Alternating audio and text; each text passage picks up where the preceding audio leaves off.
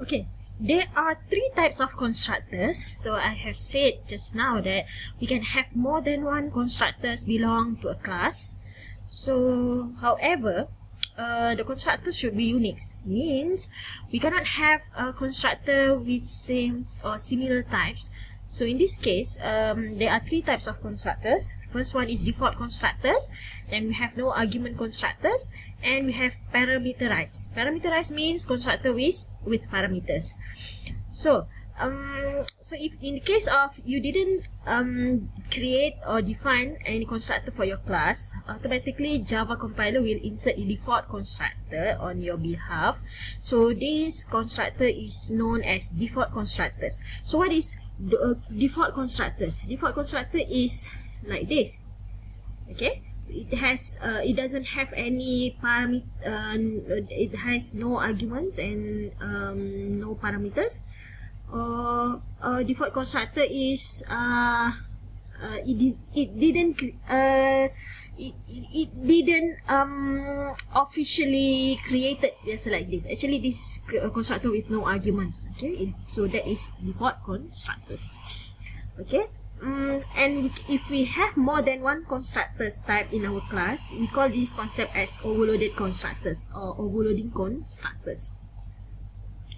So let us take a look on constructors. Okay, so we can have access. We can put access modifier in front of our constructors, just like this. It's okay if we have if we put access modifiers. So this is considered as default constructors. Okay, and as I said, what can we do with constructors? Okay, so we can put anything inside our constructor statement. Okay, just like the given examples. Okay, let's say this is default constructor with no argument or any statements. Okay, default constructors also known as no argument constructors actually. Please don't confuse with this. Okay, and how about parameters constructor? Okay, now let's say in our program we have this default or no argument constructors without no arguments here. Okay, so another constructor should be a constructor with argument or parameters. Okay, we can create something similar like the previous one. Instead, we can have we should have, if you want to make an overloaded constructors, we have to define or declare a constructors with parameter. Let's say in this example we have one attributes or data fields. So we will send or we will create these constructors to receive values through its argument or parameters. We can rename our parameters. Let's say you want to name it into radius. It's okay with that. Doesn't matter because this radius is different from this radius. Okay, you have to understand that this radius is parameter. It's a parameter belong to this constructor. This radius is another field belong to this class. So to prevent us from being confused with this, we might rename with another name, or RED, whatever names, right? And the most important thing is the data type should be similar. Okay, data type should be similar. And what can we do with this constructor with argument? Basically, we will use to initialize the value to our data field. Okay, instead of here, sorry, here.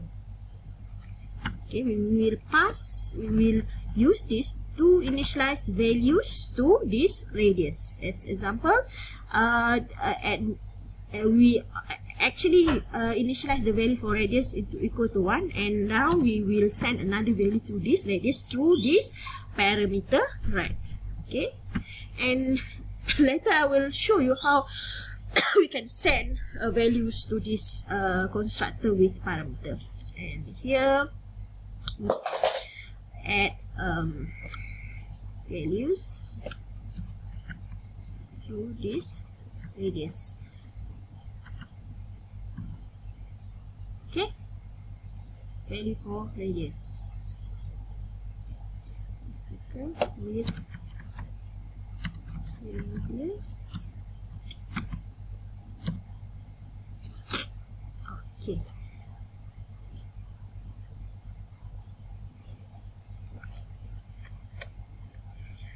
Okay, so how we can manipulate constructors with parameter like this? Okay, if you look at the previous example, we have two output because we have created two variables, two objects belong to the class. Then automatically it seems that we previously we have default constructor, and then it will call default constructor.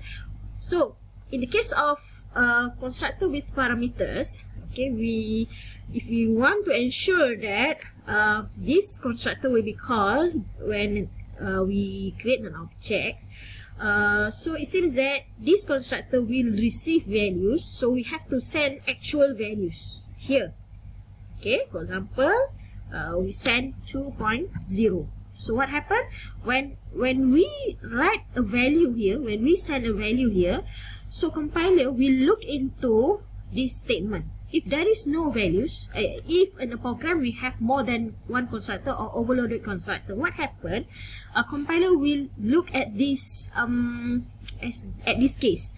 If the objects, the creation of the objects is without any values sending here in the bracket, then automatically it will direct to the constructor without arguments or without values. So means it will look into default constructor. But if the compiler,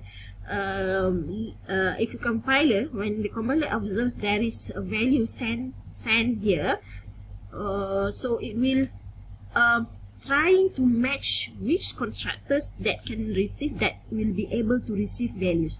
So compiler will take a look, and then there is a constructor that will able to receive values, then this constructor will be executed. Okay, meaning that we will look into this concept matching, whether it do some matching in the process. So let us take a look at what will be executed here. Okay, so you see, okay, so this one is called, the first constructor is called without the first is compiler we call the default constructor because of this statement, and second calling to constructors with parameterized because we send value here. It will match and align to the similar template. Okay, but if we change this, okay, what will happen if we change this? Okay,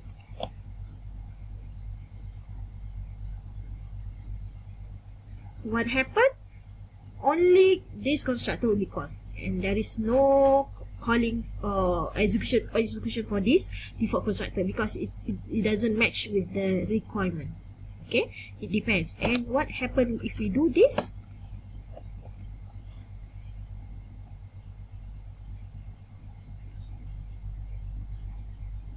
Ta-da! Okay, so the first object creation will call constructor with parameter, and the second object creation will call default constructor. It is according to this to the setting or to the arrangement of our calling in main. Okay, everything is based on main. Whatever we set, whatever we arrange in the main, that will be executed line by line. So that is how constructor works. And if we have more than a constructor with one or more than one parameterized, so of course the compiler will also trying to match which constructor is suit with the calling in the main. So that is how constructors work, and how we can manipulate and how we can utilize constructors in Java program. Okay. Okay.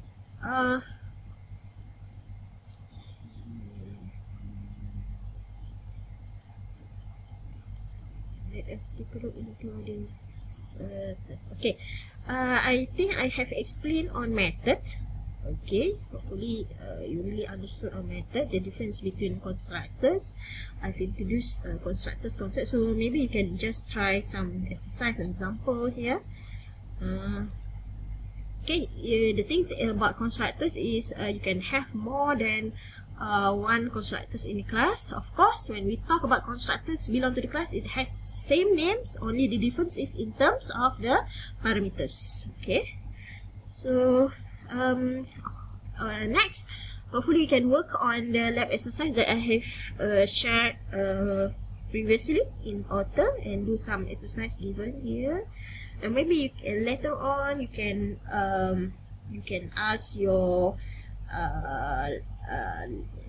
lecturer, okay, regarding on the exercise and so on. So that's all class for this tutorial. Thank you. Hopefully you gain some useful knowledge regarding on the object, class, methods and constructors concept. Thank you. Assalamualaikum and good day.